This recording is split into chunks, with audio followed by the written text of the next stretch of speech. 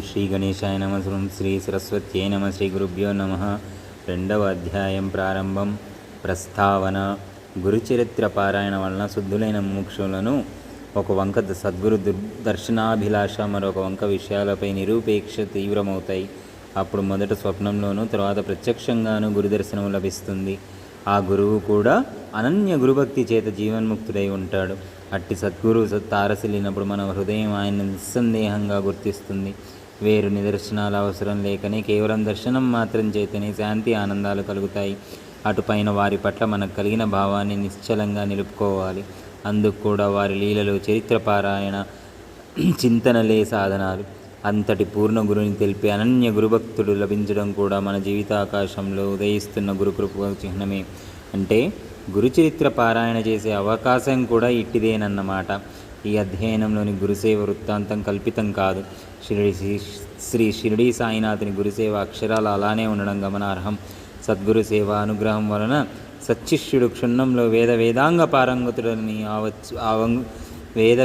పారంగతుడు అవ్వచ్చని, అతనికి సకల సిద్ధులు ప్రాప్తిస్తాయని పతంజలి మొదలగున మహర్షులు వ్రాసిన యోగ శాస్త్ర గ్రంథాలు శ్రీ గురుగీత కూడా చెబుతున్నాయి. శ్రీ అకల్కోట స్వామి, తాజుద్దీన్ బాబా మొదలగున వారి చరిత్రల్లో కూడా ఇందుకెన్నో తార్కాణాలు చూడవచ్చు. కథారంభము. స్వప్నంలో జడలు, విభూది, పులితోలు ధరించి దర్శనమిచ్చిన మూర్తి నామధారకుని మనస్సుపై చెరగరాని ముద్ర వేసుకున్నది. ఆయన్ను ప్రత్యక్షంగా దర్శించాలన్న ఆవేదన అతనిలో తీవ్రమైంది. అతడు కొద్ది దూరం వెళ్ళేసరికి ఒకచోట కృపాకరుడు, ద్వంద్వాతీతుడు అయిన ఒక యోగి పుంగవుడు కనిపించాడు. ఆయన పీతాంబరము, దానిపై పులి చర్మము, దేహమంతటా విభూది, జడలు ధరించి ఉన్నాడు. ఆయన సాక్షాత్తు అతనికి స్వప్నంలో కనిపించిన యోగియే. ఆయన దర్శనంతో నామధారకుడికి రోమాంచితమై, కంఠం గద్గదమై, కన్నుల ఆనంద బాష్పాలతో నిండాయి. అతడు పారవశ్యంతో నమస్కరించి, స్వామి, నేను శ్రీ గురుని దర్శనం కోసం తపించి అది లభించకుంటే మరణించాలనుకున్నాను. కానీ స్వప్నంలో మీ దర్శనం అవగానే నా హృదయంలో సంతోషం ఉప్పొంగింది. కనుక నా దుఃఖం పోగొట్టగలవారు మీరేనని స్పష్టమైంది. స్వామి, నాకు తల్లి, తండ్రి, భయహారకుడు, పోషకుడు, ఆచార్యుడు అన్నీ మీరే. వేరు దిక్కులేదు. నా అదృష్టం వలన మీ దర్శనమైంది. మానవులకు సిరి సంపదలు ఉన్నప్పుడు మాత్రమే బంధుమిత్రులు దగ్గర అవుతారు. ఆపత్ సమయంలో అందరూ వదిలిపెడతారు. సజ్జనులు మాత్రమే అట్టి సమయంలో ఆదరిస్తారు. ఇంతటి కష్ట పరిస్థితిలో నాకు మీరు లభించారు. యోగీశ్వర, అజ్ఞానమనే చీకటి నశింపజేయగల జ్ఞాన జ్యోతీశ్వరులు మీరు. నా పేరు నామధారక శర్మ. తమ పేరేమి, ఎక్కడి నుండి వస్తున్నారు, ఎక్కడికి వెళ్తున్నారు అని అడిగాడు. ఆ యోగి ఇలా చెప్పారు. నాయన, ఎవరి భక్తులు తప్పక భుక్తిని, ముక్తిని పొందు తీరుతారో, ఎవరిని యోగులు కూడా ధ్యానిస్తారో అట్టి త్రిమూర్తి అవతారమైన శ్రీ నృసింహ సరస్వతి స్వామి శిష్యుణ్ణి నేను. ఆయన ఏ సద్గురువు తనను ఆశ్రయించిన వారికి సకల సంపదలు, సౌఖ్యాలు అనుగ్రహిస్తారు. నన్ను సిద్ధుడంటారు. లోకానుగ్రహార్థం భూలోక సురలోకాల్లో తీర్థయాత్రలు చేస్తుంటాను. నామధారకుడు. స్వామి, శ్రీ నృసింహ సరస్వతి స్వామి మహిమ గురించి ఎందరో చెప్పగా విన్నాను. మా వంశీయులందరూ ఆయన భక్తులే. అందువలనే నాకు ఆయన యందు భక్తి కలిగింది. నేను ఎప్పుడూ ఆయనని స్మరిస్తున్నాను. కానీ నేనెంత కష్టాల్లో ఉన్నా, నేనెంతగా ఆయన్ని ప్రార్థించినా నన్ను ఆయన అనుగ్రహించలేదేమి? ఆయన నాపై ఆగ్రహించారెందుకు అని అడిగాడు. సిద్ధయోగి వాత్సల్యంతో ఇలా అన్నాడు. విప్రుడా, నేను చెప్పేది శ్రద్ధగా విని ఎప్పుడూ గుర్తుంచుకో. భక్తవత్సల్యుడైన సద్గురువు తన కృపను అన్ని జీవులపైన ఎల్లప్పుడూ వర్షిస్తూనే ఉంటాడు. అందులో ఎట్టి లోపమూ ఉండదు. ఆయన కృపకు పాత్రులైన వారికే కాక వారి వంశంలో కూడా ఎవరికి ఎట్టి దైన్యము కలగదు. ఆయన్ని సేవించిన నీ దైన్యం పోలేదంటే ఎంతో ఆశ్చర్యముగా ఉన్నది. నీవు మనస్సులో ఆయన ఆశ్రయించి సంశయించి ఉండాలి. అందువలననే నీకు ఇన్ని కష్టాలు వచ్చాయి. త్రికరణ శుద్ధిగా ఆయన్నే నమ్మి సేవించే వారికి ఎట్టి కొరవ ఉండజాలదు. నీ గురుభక్తి ఇంకా దృఢం కాలేదు. శ్రద్ధ లేనివాడు, సంశయాత్మకుడు, ఎవరి చేతను ఎన్నడూ అంగీకరింపబడడు. శ్రీగురుడు త్రిమూర్తి స్వరూపము. బ్రహ్మ, విష్ణు, రుద్రులు తమ భక్తునిపై కోపించిన సద్గురువు తన భక్తిని సునాయాసంగా రక్షించగలడు. కానీ ఆ సద్గురువే కోపిస్తే వారిని రక్షించగల వారెవరు మరెవరు లేరు. అయినా ఆయన ఎన్నడూ ఎవరిపైనా కోపించరు. అలాంటి శ్రీగురుణ్ణి శంకించేవాడిని అనుగ్రహించగలవారెవరు? అప్పుడు నామధారకుడు, స్వామి, సద్గురువు త్రిమూర్తి స్వరూపం ఎలా అయ్యారు అని అడిగాడు. సిద్ధుడు, మొదట పరమాత్మ ఒక్కడే ఉన్నాడు. ఆయన ఒకప్పుడు నేను అనేకమవుదునుగాక అని సంకల్పించి ఈ చరాచర విశ్వమయ్యాడు. అందులోని జీవులను ఉద్ధరించడానికి తిరిగి ఆయనయే సద్గురువుగా అవతరిస్తూ ఉంటాడు. అందువలన సద్గురువును తప్పక ఆశ్రయించాలి. శిష్యునికి తత్వజ్ఞానం కలిగించడం వలన, అజ్ఞానం నుండి రక్షించడం వలన, జన్మ పరంపరలను నశింపజేయడం వలన గురువు సృష్టి స్థితి లయలకు కారణమైన త్రిమూర్తుల స్వరూపమయ్యారు అని చెప్పాడు. అంతటా నామధారకుడు, స్వామి, దేవతలు కోపించిన సద్గురువు రక్షించగలరంటివే, అదెలా సంభవము? అందుకు తార్కాణమేమి? నా సందేహం తీర్చి నా మనస్సును స్థిరం ప్రసాదించండి అని వేడుకున్నాడు. సిద్ధుడు అతని జిజ్ఞాసకు సంతోషించి ఇలా చెప్పాడు. నీవు బుద్ధిమంతుడు, మంచి ప్రశ్న వేశావు. మొదట ఒక్కడుగానున్న పరమాత్మ తాను అనేకమవ్వాలని సంకల్పించాడు. ఆ సంకల్పమే ఈ జగత్తును సృష్టించిన మాయాశక్తి. మొదట నారాయణుని నాభి నుండి ఒక కమలము, దాని నుండి బ్రహ్మ పుట్టారు. అతడు శ్రీ మహావిష్ణువు యొక్క ఆజ్ఞను అనుసరించి ఆయన నుండి వెలువడిన వేదాల్లో వివరింపబడిన రీతిని విశ్వమంతటినీ సృష్టించాడు. మొదట ఆయన బ్రహ్మనిష్ఠులైన శనక, సనందన, సనత్కుమార, సనత్సు జాతులను, తర్వాత ప్రజాపతులైన మరీచి, అత్రి, అంగిరిస, పులస్త్య, క్రతు, వశిష్ఠులను సృష్టించాడు. తర్వాత ముల్లోకాలను, దేవతలను, నానా విధములైన జీవరాశిని, మానవులను సృష్టించాడు. వారి వారి పూర్వజన్మ సంస్కారములను అనుసరించి ఉత్తమమైన వర్ణాశ్రమ ధర్మాలను ఏర్పరిచాడు. అలాగే 4 యుగాలను సృష్టించి క్రమపద్ధతిన వాటిని భూమిపై ప్రవర్తింపజేశాడు. మొదటగా ఆయనయే సత్యముగా ఆకారముగా కలిగి యజ్ఞోపవీతము, ఆభరణాలు ధరించి ఉన్న కృతయుగాన్ని భూలోకంలో 17,28,000 సంవత్సరములు ప్రవర్తించి రమ్మని ఆదేశించాడు. జ్ఞాన వైరాగ్యాలు ఈ కృతయుగ లక్షణాలు.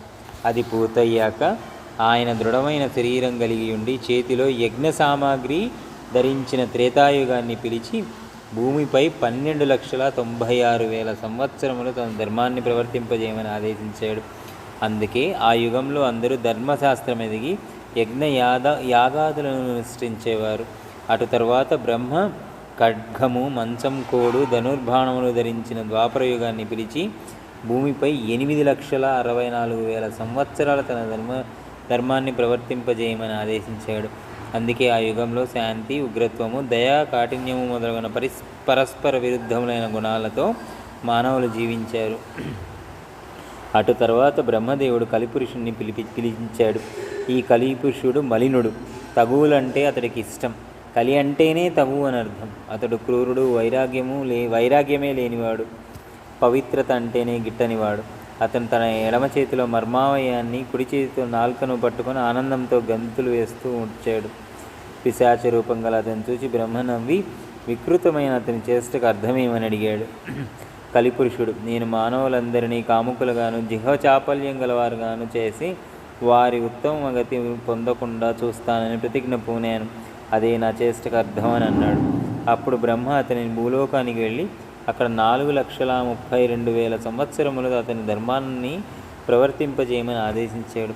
అప్పుడు కలిపురుషుడు భయపడి, స్వామి, నేను నిద్ర, కలహము, దుఃఖములను ఇష్టపడేవాడిని, సిగ్గులేనివాడును. ఇతరుల వస్తువులను, స్త్రీలను అపహరించేవారు, దంభము, ఆశ్చర్యము కలవారు, కొంగజపం చేసే దొంగ సన్యాసులు, నమ్మిన వారిని ద్రోహం చేసేవారు, ధర్మాచరణకు అవసరమైన పదార్థాలను నాశనం చేసేవారు, స్త్రీపుత్ర ధన వ్యామోహాలతో చిక్కినవారు, వేదశాస్త్రాలను నిందించేవారు, శివకేశవులు వేరెంతలచి వారిని దూషించేవారు నాకెంతో ఇష్టలు. పుణ్యకార్యాలు చేసేవారు, ధర్మాన్ని పాటించేవారు నాకు శత్రువులు.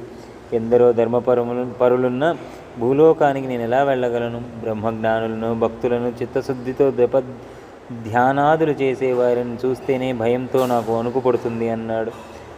అప్పుడు బ్రహ్మ, కలి, నీవు భూలోకంలో ధర్మం ఆచరించే వారిని విడిచిపెట్టి తదితరులోని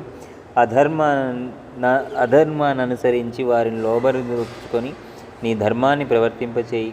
శివకేశవులు ఒక్కరేనని తెలిసి పూజించేవారిని, తల్లి, తండ్రి, గురువులను సేవించేవారిని, కాశీలో నివసించేవారిని, గోవు, తులసి మొదలగున వాటిని పూజించేవారిని, వేద శాస్త్ర పురాణ స్మృతులను ఆసక్తితో విని వివేకం పొంది ధర్మం ఆచరించేవారిని నువ్వు బాధించవద్దు. ప్రత్యేకించి గురుసేవ యందు దీక్ష వహించిన వారిని, గురుభక్తులను నీవేమీ చేయలేవు. నీవు వారిని బాధించవద్దు. భూలోకంలో మిగిలిన వారందరూ నీవు అక్కడ ప్రవేశించగానే నీకు లోబడి ప్రవర్తించగలరు అని చెప్పాడు. కలిపురుషుడు, స్వామి, గురువు అంటే ఎవరు? అతని గురించి మీరు ప్రత్యేకించి చెబుతున్నారే, అతని గొప్పతనం ఏమిటి అని అడిగాడు. బ్రహ్మ ఇలా చెప్పాడు. గురువు త్రిమూర్తుల స్వరూపము. ఆయనయే బ్రహ్మ విష్ణువు మహేశ్వరుడు. అందువలన గురువు సంప్రీతుడైతే త్రిమూర్తులు తృప్తి చెందుతారు. గురువు కోపించిన వారిని ఆ త్రిమూర్తులలో ఏ ఒక్కరూ రక్షించలేరు. గురువు తన శిష్యుని తత్వం ఉపదేశించి పాపము నశింపజేసి అతని యందు బ్రహ్మజ్ఞానం కలిగించి అతని శాశ్వతంగా దుఃఖం నుండి తరింపజేస్తాడు.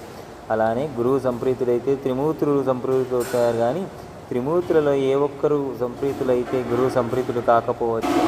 కనుక ఎవడు శాస్త్రానుసారం గురువుని సేవించి ఆయన ప్రీతికి పాత్రమవుతాడో అట్టి శిష్యుడే తానే బ్రహ్మ అవుతాడు. అతనికి తీర్థయాత్రలు, వ్రతాలు, తపస్సు చేసిన ఫలితమంతా గురుసేవ వల్లనే లభిస్తుంది. గురువు వల్లనే శిష్యునికి వర్ణాశ్రమ ధర్మాలు, సదాచారము, సదద్వివేకము, కర్మాచరణ, భక్తి, వైరాగ్యము, ముక్తి కూడా లభిస్తాయి. గురువు లేనిదే మోక్షం లభించదు. కారణం గురువు లేనిదే శాస్త్రశ్రవణము, తత్వశ్రవణము లభించవు.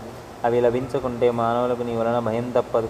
శాస్త్రాలు స్వయంగా చదువుకుంటే అర్థమయ్యేవి కావు. శాస్త్రాలను సార్థకమైన రీతిని వివరించడం సద్గురువుకు మాత్రమే సాధ్యం. అందుకే ఆయన జ్ఞానజ్యోతి స్వరూపము సద్గురువు వలన సర్వము నిర్దిస్తుంది. అందుకు తార్కాణం చెబుతాను నేను. పూర్వము గోదావరి తీరంలో అంగీరస మహర్షి ఆశ్రమంలో అనేక మంది సద్బ్రాహ్మణులు, వ్రతదీక్ష పూనిన వారు, తపస్సులు ఉండేవారు. వారిలో పైలుని కుమారుడు వేదధర్ముడనే ముని ఉండేవాడు. ఆయనకెందరో శిష్యులు ఉండేవారు. ఒకసారి ఆయన తన శిష్యుల భక్తి శ్రద్ధలను పరీక్ష చేసి అందరినీ పిలిచి ఇలా అన్నాడు: నా పూర్వజన్మ పాపాలలో ఎక్కువ భాగం ఈ జన్మలో తపస్సుతో నశింపచేసుకున్నాను. మిగిలిన ఉన్న కొంచెము అనుభవిస్తే కానీ తీరదు. ఒకవేళ దానిని నా తపశక్తితో పోగొట్టుకున్నా అది నా మోక్షానికి విఘ్నం కలిగిస్తుంది. అందువలన నేను సర్వపాపహరమైన కాశీనగరానికి వెళ్ళి అకర్మశేషం అనుభవించి దాన్ని నశింపజేసుకుంటాను. అక్కడ నా పూర్వ పాపాన్ని అనుసరించి గలత్కుష్టు రోగిని, కుంటువాడిని, గుడ్డివాడిని అయ్యి 21 సంవత్సరాలు కర్మఫలం అనుభవిస్తాను. అంతకాలము అక్కడ నాకు తోడుగా ఉండి సేవ చేయగలవారు మీలో ఎవరున్నారు అని అడిగాడు. గురుసేవలో లోపం వస్తే ఏమి ప్రమాదం అన్న భయంతో శిష్యులంతా మౌనం వహించారు. దీపకుడనే శిష్యుడు ఆయనకు నమస్కరించి స్వామి, మోక్షానికి విఘ్నం కలిగించే పాపశేషం ఉంచుకోరాదు. కానీ మీరు అనుమతిస్తే మీ బదులు ఆ పాపం నేనే అనుభవించి మీకు సేవ చేస్తాను, అనుగ్రహించండి అని విన్నవించుకున్నాడు. అప్పుడు గురువు సంతోషించి, ఆ పాపం నేను అనుభవించాల్సిందే, వేరొకరు అనుభవిస్తే తీరదు. రోగి కంటే అతనికి సేవ చేసే వారి కష్టమే ఎక్కువ. అందుకు ఇష్టమైతే నీవు నాతో కూడా రావచ్చు అన్నారు. దీపకుడు అంగీకరించి గురువుని కాశీకి తీసుకువెళ్ళాడు. అక్కడ వేదధర్ముడు మణికర్ణికా ఘట్టంలో స్నానం చేసి మణికర్ణికకు నమస్కరించి విశ్వనాథుని పూజించాడు.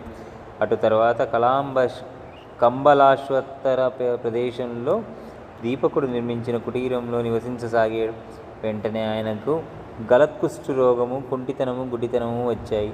ఆయన శరీరంతా కుష్ఠరోగంతో కుళ్ళిపోయి పురుగులు పడి దుర్వాసన పట్టసాగింది. దానికి తోడు మతిస్థిమితం కూడా తప్పింది. సహజంగా ఎంతో ప్రేమమూర్తి అయిన ముని ఎంతో క్రూరంగా ప్రవర్తించసాగాడు.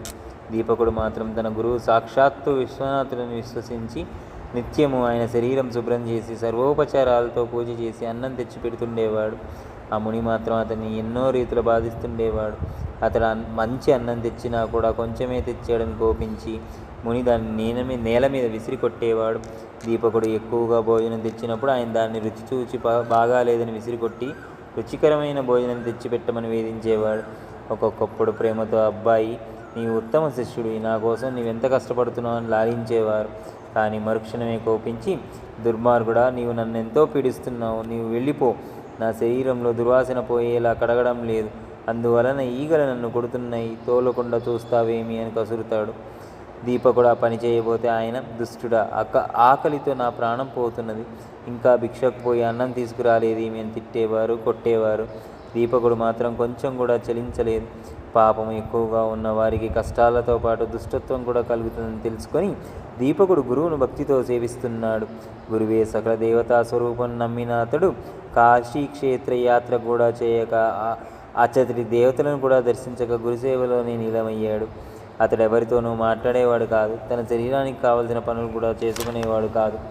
ఒకనాడు కాశీ విశ్వనాథుడు అతని గురుభక్తికి మెచ్చి దర్శనమిచ్చి వరం కోరుకోమన్నాడు. అతడు తన గురుదేవుని అనుజ్ఞ లేకుండా ఎట్టి వరము కోరలేనన్నాడు. తన గురువు వద్దకు వెళ్ళి వారి వ్యాధి తగ్గేలా తాను వరం కోరడం ఆయనకి ఇష్టమేనా అని వేదధర్ముడిని విచారించాడు. అప్పుడు ఆయన, ఏమిరా, నా సేవ చేయడం నీకంత కష్టంగా ఉందా? నా కోసం నీవు ఎట్టి వరము కోరనక్కర్లేదు.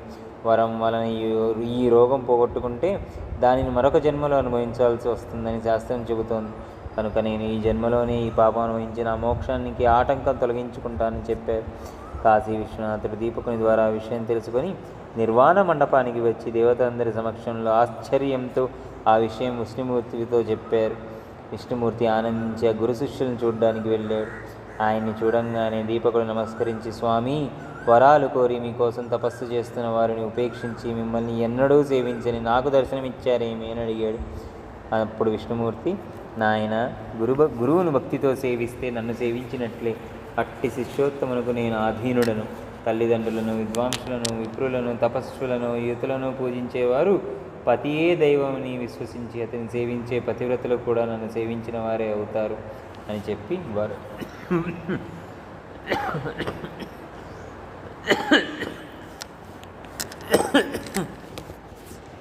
వరం కోరుకోమన్నాడు. అంతటా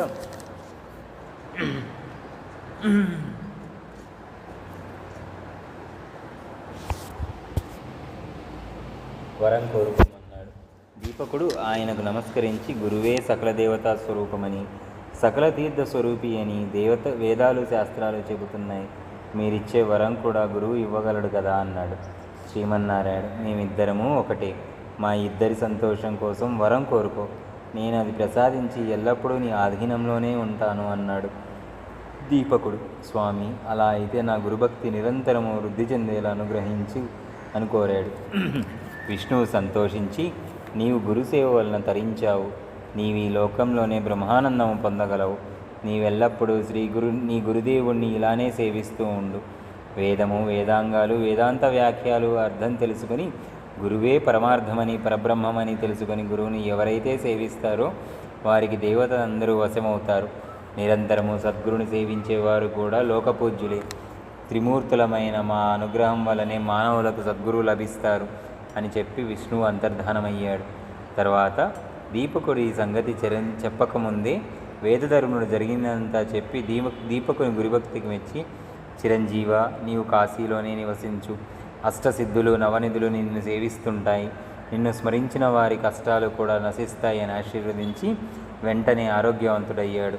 కాశీక్షేత్ర ప్రభావం తెలపడానికి, శిష్యుణ్ణి పరీక్షించడానికి, స్వధర్మాన్ని బోధించడానికి వేదధర్ముడు కుష్ఠరోగి వలె కల్పించాడే కానీ నిజానికి ఆయనకు పాపం ఎక్కడిది?